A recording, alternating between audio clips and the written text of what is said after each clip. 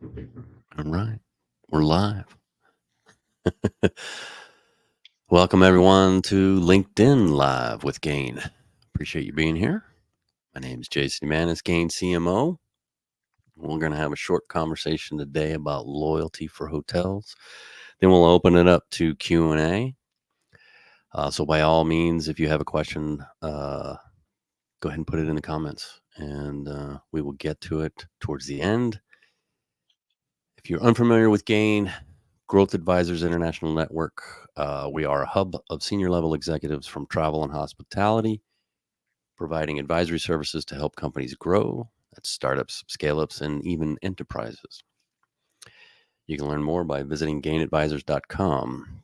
Today, I am joined by Shayne Paddock. Hello, Shayne. Hi, Jason. Thanks for having me.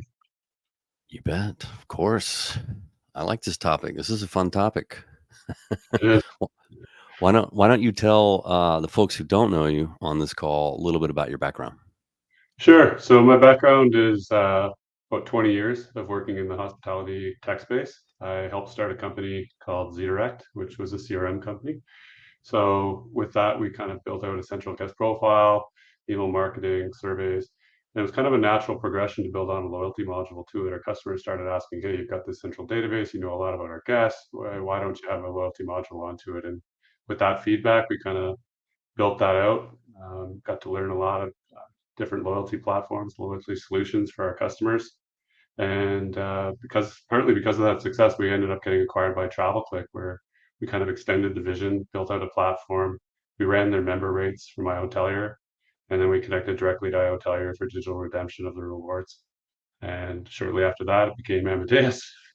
And again, we just kind of continued using the guest profile data, using the loyalty platform to be able to try to get integrate into every part of the guest journey, because it's not just about kind of the rewards and redemptions, but the overall guest experience, which I'll talk about today. Yeah, you and I have had several conversations about loyalty, and a lot of different definitions get thrown around. But how do you describe loyalty? Yeah, it's a good question. It's kind of like CRM. It's a what is it? It could be a lot of different things to a lot of different people. I kind of consider loyalty holistically from the outside, looking at it as like everything a hotel does to get return guests whenever they're coming back to your market, that they don't stay with your competitors. But it's more than just the rewards, the redemptions. Those are important, but it's also about like the overall guest experience. How easy was booking the hotel? How personalized is the experience? How good is the experience on property? Uh, what kind of staff do you hire? Are they like raving to serve your guests at every moment? All that makes a difference. It's like if you had a hotel and they had 5 times as many rewards as their competitor, but they never got the right room and it was just kind of an awful experience. Like, would you really come back just for the rewards? It's really about like the overall guest experience. And I think when you develop those good guest experiences, your loyalty platform can help generate ROI by you can sometimes get guests to even pay more for the room just because it's a known experience. They know they're going to have a great experience. Do I really want to risk it for $10 less a night? Like, those decisions matter, right? Right. So, what do you think the number one misconception about hotel loyalty is? Yeah, I think the number one, I'll give two actually, but the number one I find is like that a lot of hoteliers think, oh, it's not for me. I'm not Marriott. I'm not Hilton. And that's true. Like the you're not most hotels aren't going to be able to compete with those types of programs, and especially those types of reach. But there's a lot that they can do, and it doesn't have to be so. So they automatically kind of think it's really complicated, and it doesn't have to be. It could be as simple as like most hoteliers run an email newsletter, right?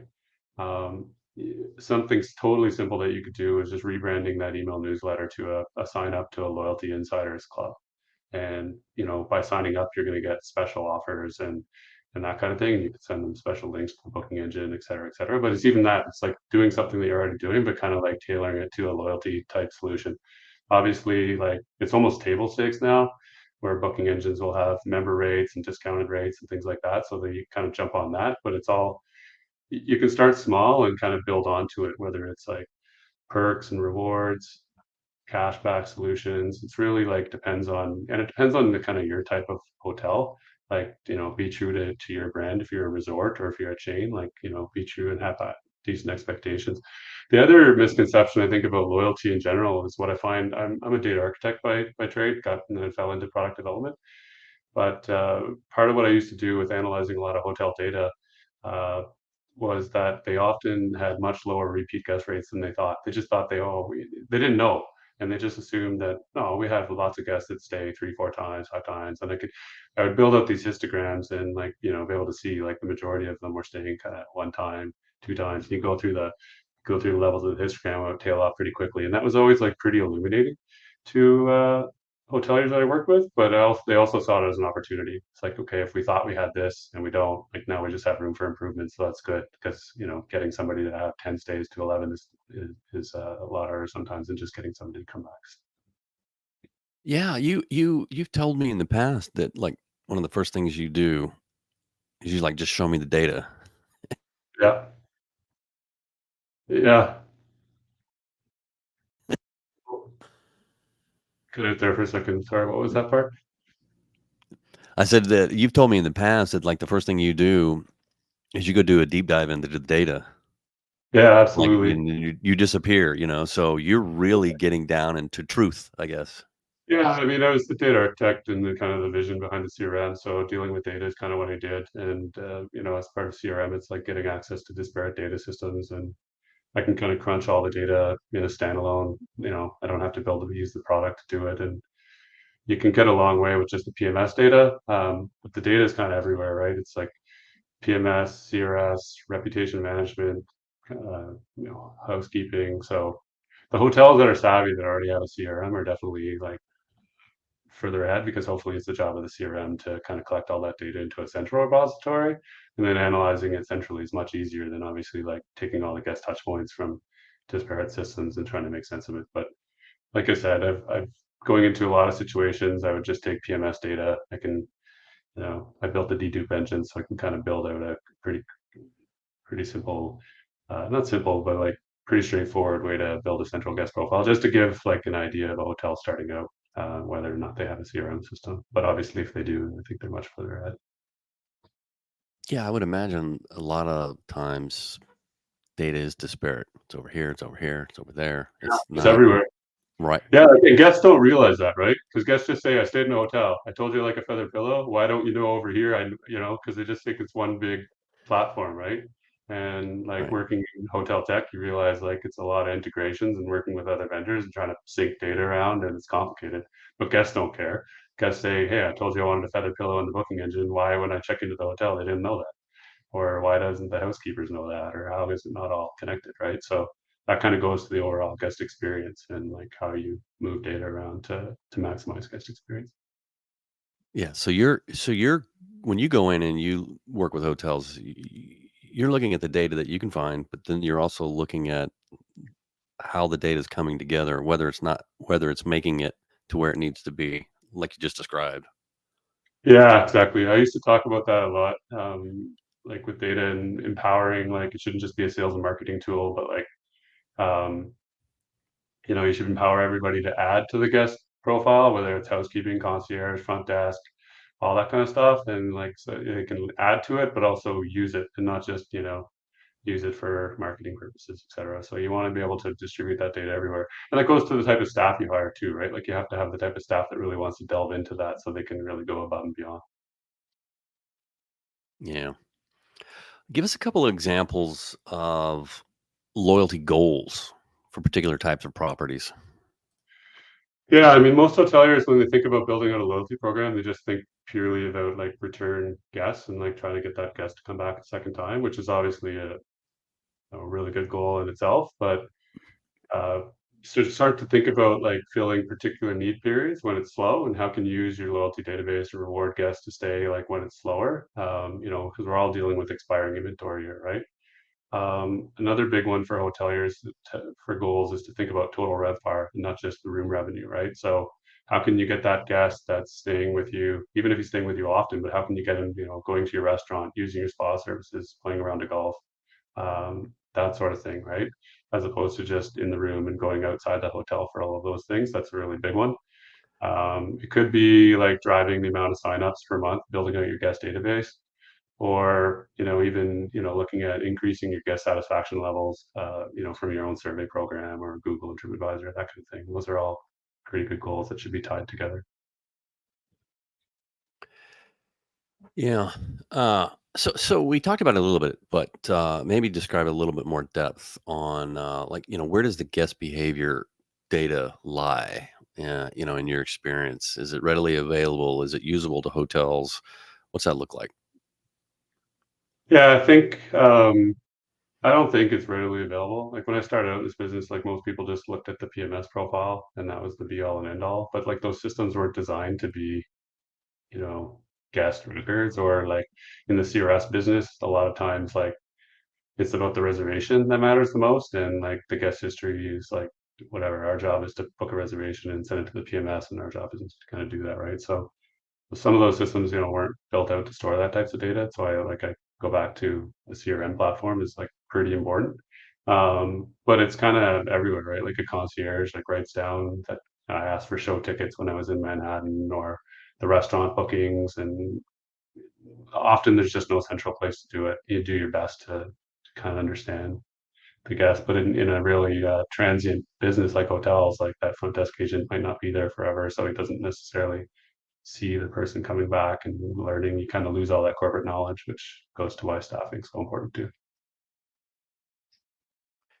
I was just thinking that from a marketer's perspective, a lot of times we can blind copy our CRM an email that we send off to a prospect or a partner or whatever, and then it automatically goes into the CRM. I mean, I would imagine that capable that's capable for front desk personnel, right? To make sure that that ordering tickets that one night is then up into your profile. Or is that pretty sophisticated in your experience? Generally, that's pretty sophisticated, and like how many of the people will actually take the time to go in, look up the profile, and add it? Like typically, like the reality is like the PMS system is kind of the hub, I would say. Like that's where most people are kind of trained to look at. So, but it's not necessarily the best place to put that data. So we used to build like hooks into the PMS system directly, like little comment boxes that would flow back into the profile, or uh, have buttons that could easily pull up the profile, because we didn't expect like you'd be swivel chairing like too many times when you have a line at the front desk. So it's really about like data needs to go where it's best served, which isn't necessarily PMS, but the reality is you can't really fight the fact that like that's the screen that they're looking at all the time, most of the time on property. Yeah. Do you have thoughts on tailoring loyalty programs across multiple properties? Yeah, for sure. I think like when I used to look at the data, even the most loyal guests at a hotel, like a regional chain or a global chain, they weren't necessarily loyal to the brand, but they're loyal to specific hotels, which makes sense. I go to New York, I really like to stay in this hotel. I go to Barcelona or something like that, I stay in a different hotel, and I don't recognize, like, I don't stay there. And it's for whatever reason, right? I had a great experience. I keep going back there. I like the staff at that one property. It's fantastic. And then, different location. Maybe it's like, not as close to the beach or not close to the office that I'm visiting for travel. So it's really about like taking that guest that could be really loyal to one property. And again, like I would build out histograms and show like, here's your loyalty members. They have repeat stays at one property, and, go down two properties, three properties. And then usually after three, it like would drop precipitously. So set up your rewards and your programs to be able to encourage people to stay at multiple properties, whether that's giving them a bigger, instant reward, or more points, or more cash back, or just other experiences like you have with amenities and things like that. Um, so that you can kind of drive them to stay at more, because usually once you tip three, like they start to get kind of associated with the brand. But it's a big challenge. Like Yeah, getting people to come back to the brand as opposed to certain locations around the world. right. And before we came on, we were talking about a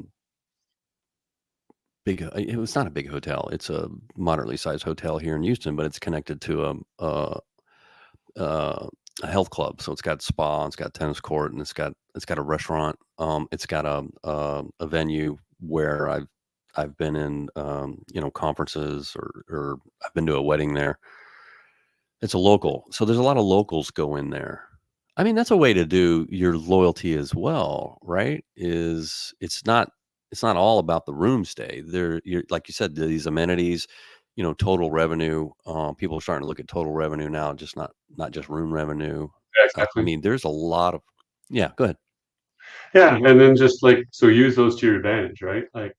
Um, and then also a lot of those times it's it's expiring inventory. Like that cabana is if it's not used, it goes unused. So why not like make it available or like if you're going to have a points program, which I don't necessarily recommend for every hotel, but if you are, like make that redeem make the be able to use those points for those cabanas or to be able to be upgraded to a room and things like that, and not just about coming back to a just to the overall room revenue.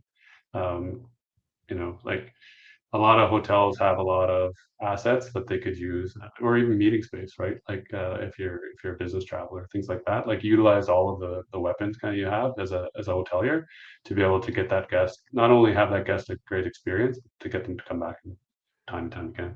Because the reality is, like everybody likes perks, right? Like I grew up in the startup world before hospitality, and what did we talk about? We talked about like the cool espresso machine that we had, and the pool table down below, and loaded with sodas. We never really talked about the money or whatever else, but it was like talk to your friends about these cool perks and things like that. I mean, when we were starting out our company, we had perks like we could use barter travel, and it was just something like we could attract employees. So, like that's the things I talk about with the friends, and the same thing. Like everybody likes a reward, and the rewards just can differ depending on obviously like depending on your hotel. We worked with luxury properties where discounting and freebies wasn't a thing because you're talking about like a very high echelon of guests, but like how can you give them access to experiences that they can't necessarily buy, down to independent hotels, like how can you know to the mid scale or whichever, like what can you offer that's going to be enticing to those guests, keep them coming back. Yeah. What are your thoughts on the OTAs building up their loyalty programs over the past couple of years? Yeah, I think the programs like from Booking and Expedia are going to be quite compelling to a lot of guests. The reality is, because if guests don't think they're going to come back to a certain hotel, it's like, but they're always going to come back to that point of booking, so they know like if they're in points staying at that hotel, they'll be able to redeem them in another hotel, which is a pretty compelling offer. That being said, like remember that Booking and Expedia are really only like at the booking stage of the journey, right? Um, so so that being said, they spend a lot of money on marketing and their booking flows and things like that. So what can hoteliers do to make sure that that part of the guest experience is as close as possible to that, right? Like, are you using things like Apple Pay and Android Pay to make it a seamless checkout, or are you making me pull out my credit card on a mobile phone to punch in my credit card numbers?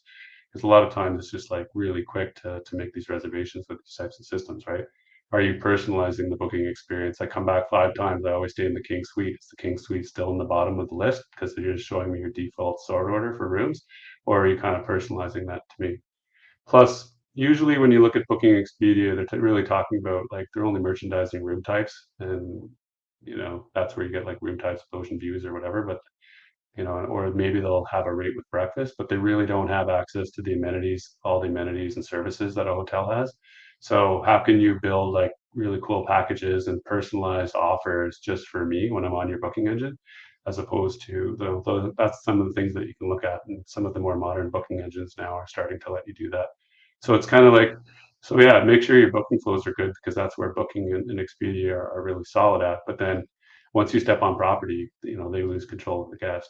So not only you should have strategies to try to convert that Booking or Expedia guest to a direct booker for sure. Asking for email addresses or that kind of thing, and trying to drive loyalty signups if you have it, but also like making sure like they're rewarded in ways that they can't be rewarded from Booking, because those programs definitely will be compelling to people to a certain segment. Yeah. So before we go to Q&A, maybe kind of a recap. It's it's an orchestration. A loyalty program is an orchestration, and like you said, you've emphasized this to me before. It doesn't have to be complicated. However, there's data that's got to get to the right place, and somebody's got to be looking at that, and somebody's got to be connecting the dots with um, the attractive offerings, for example. Tell me a little bit about that orchestration, then we'll open it up for Q&A.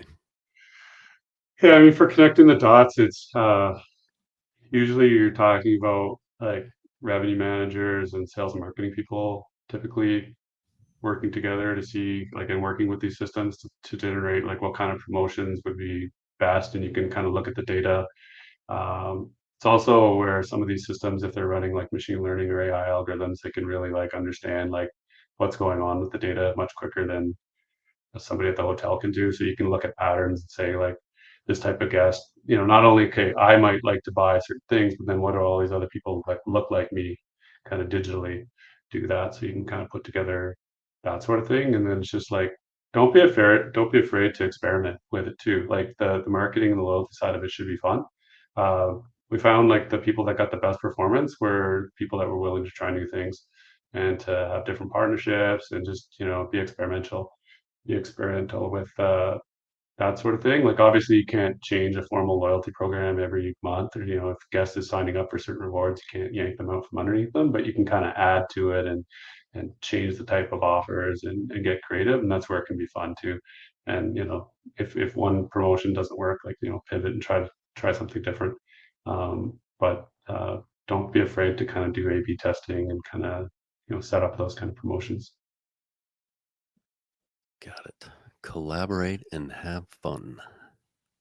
Yeah, I mean, It's good. that was a fun part of the job for me. Like I learned a lot from working with hoteliers, learned like, a lot to build into the products, loyalty and what like, because that's the thing, like loyalty is kind of usually typically different for every type of hotel. It's one of their unique differentiators that they consider.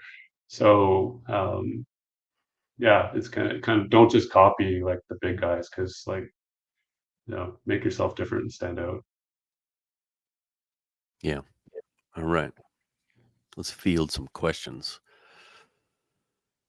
Yeah. So anybody in the audience, feel free. Load us up. Um, I'm looking. First one. Can you speak to how the more modern rewards platforms can work synergistically with an established loyalty program? You say that again? Can you speak to more modern reward platforms can work Can you see it synergistically? right there at the bottom of the Yeah, screen? yeah, yeah. Can you speak to So, can you speak yeah, to how modern rewards platforms? Yeah. I think how the more modern I think like some of the like standalone loyalty only type solutions, I think could benefit from like partnerships to overall like these platforms that are kind of building out the overall guest experience. Because sometimes like startups or small companies, they have a really good piece of pie, like a good rewards platform or unique, like sometimes it's like gamification, around mobile or things like that. And I think all of those could be uh, components to these bigger platforms that need to help their growth, if that makes sense. So like if you have uh, yeah, like if I wanted to add gamification to my loyalty program, like these platforms, it's hard to keep building features. Like you start getting bigger and bigger platforms, but these startups sometimes offer something really unique. But if they partner with some of the people that are more entrenched with not just loyalty, but like overall CRM or the guest platform or the data, then I think that could be really compelling. And like as a person that ran product development for a fairly large company, like I would welcome those types of partnerships just because I knew we couldn't do everything that we wanted to do. Our roadmap was longer than we needed to. So I think there's opportunities for partnerships. I mean, that's the reality is like in hospitality, you have to make the ecosystem work. You're always working and integrating with others. Yeah. Next question. Does a hotel loyalty program need to involve points? No, it doesn't need to involve points. I mean, like it can, but it's not necessarily right for every type of hotel. Sometimes, like if you're just totally independent, like sometimes you might just want to have a member rate program, and or if you don't think you can operationally like do things properly, have a surprise and delight type of program where you just kind of things show up in the room and you kind of understand that it's because I'm a really good guest, but if I didn't get it, I'm not upset. Calling customer service and that type of thing. We found cashback solutions work pretty well. in lieu of points, just, instead of points, you get kind of a cash wallet, and that you can spend immediately on your second stay, or sometimes even during your first day for extra amenities. Because really, it's like people aren't going to, it's not realistic for smaller hotel chains to have like, 5 tiers and they're going to make their way up to platinum if like I can only stay with you on 10% of my business trips because that's only where you're located or something like that. And that's the other sometimes like things that hoteliers like need to think out is like if they are going to go with the tiers, which isn't right for everybody, are they realistic? How can you drive somebody in from that base tier and get them into that second tier super quickly to give them, because a lot of what loyalty too is psychological, right? Like I'm better than the next guy. I have status. I should get a better experience, and it's very like there's a reason people use those have those United club tags on their luggage. It's not really just to have their name in case the suitcase is lost, right? Yeah. Can you speak about your perspective on expanding loyalty programs across not only multiple hotels, but also other segments? Yeah. So in terms of like the different, if you're talking about segments of like the different segments of traveler, like a business traveler, or somebody that travels for meetings and events, somebody that travels for vacation, is that kind of where they're going with that, or I'm not sure. yeah, I think like um, really about other segments, I'd say is like yeah, making sure like every type of your guest like can earn a reward. If it's just if somebody's always traveling for business travel only, and we're never going to come to your hotel for leisure for whatever reason, then like giving them free nights isn't really going to help them out much, right? But how can you give them like an extra experience that their company might not reimburse them for, or a couple free drinks at the bar, or kind of things like that. Um, but also like sometimes that's where like rewards where it's not just hotel based, but if they have partnerships or affiliation programs with other things that they know they can use like when they're back home, and things like that, because it can't always necessarily get to market. Yeah, it's a good point. Maybe that's what she was talking about, partnerships like with surrounding restaurants that maybe they're chains, so there's one in San Antonio, there's one in Houston, there's one in, Miami. So how likely am I if I get a little perk when I go to my annual trip to San Antonio and I come back to Houston and I guess it goes back to what you were saying is collaboration, have fun, be creative. Yeah, I think like that's where there's room for these other companies that give out rewards to have those distribution networks already made up. And like, because I found in my experience, hoteliers won't do those partnerships necessarily themselves. They're too busy running their hotel. So there's opportunities for companies that want to nurture those kind of partnerships in different geo locations, and the hoteliers would be happy to do it. Like if you think about it, like your guests are going like your guests aren't just coming to your hotel to stay in those four walls. They're going to a city to explore, to tour, to eat other places, experiences, or they're going to a meeting or a conference center. So like where are all the places that your guests are going to naturally gravitate to outside of the hotel? And like the reality is like because of your hotel, you're helping send them business as well. So how can that work in a mutual beneficial way? Who should own the loyalty program in a hotel group, let's say? Yeah, I Why think is wait a minute, why is that funny? Well, it's because I think, like, it depends on the program, but if you're going to, like, actual rewards that have to stay on the books, it's like what I learned is, like, the sales and marketing team, generally own the program and design and things like that, but they would be working heavily with the revenue management team on the types of promotions. It even got into finance because there's liability if you're, keeping points or something like that on the board. Um, it should go to and kind of the same thing as I said about the guest experience. It's like everybody needs a part in the loyalty system. So what I mean by that is like, yeah, sales and marketing typically owned it in my experience, but you were getting input from just about everybody at the property to make it successful. So like when In we were selling, IT. we were supporting, yeah, IT if you have to do integration with other platforms, or if you have to vet, security of the vendors you choose, or things like that. Yeah, IT was more of like when you want to connect all that disparate data, they'd have to sometimes help out, but Yeah, often, yeah, the- so yeah, sales and marketing, if they own it, then like you said, they gotta get in a room with half a dozen different departments to actually make it to orchestrate the whole thing, and that to me is a challenge but you've said this like in almost every conversation you and I have had about loyalty. You always say it doesn't have to be that hard. It doesn't have to be that complex. And so I don't want people to get tripped up on complexity. Yeah, no, it doesn't have to be complicated.